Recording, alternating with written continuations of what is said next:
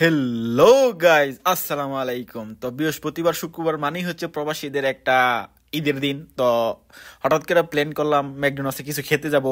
তো ম্যাকডোনাল্ডসের ভিতরে হামায় গেলাম, হামায় দেখি কয়টা সাদিক ম্যাকডোনাল্ডসের টিফিন মধ্যে কি টিফাটিফি করতেছে, জিজ্ঞেস করলাম কি, পরে দেখাইলো 7 রিয়ালের হাঁসক্রিম নাকি বলে 1 রিয়ালে দিতেছে, ম্যাকডোনাল্ডসে অফার চলতেছে নতুন বছরের উপলক্ষে। তো আমিও বললাম আমি কিভাবে পেতে পারি।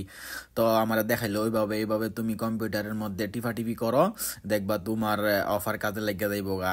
তো এমনি এমনি এমনি এমনি দেখাইলো, দেখাইয়া পরে লাস্ট মুহূর্তে কি জন্য একটা বাড়িলো মেশিনের ভিতরতে বার হইয়া আমি যাইতেছি কাউন্টারের মধ্যে, কাউন্টারেতে গিয়া এখন আমি কিছু প্রে করবো আর কি, যে টেয়াটা প্রে করার পরে তো ফতুরা দিল, ফতুরা দেওয়ার পরে সবগুলো দেখলো ঠিক আছে কিনা।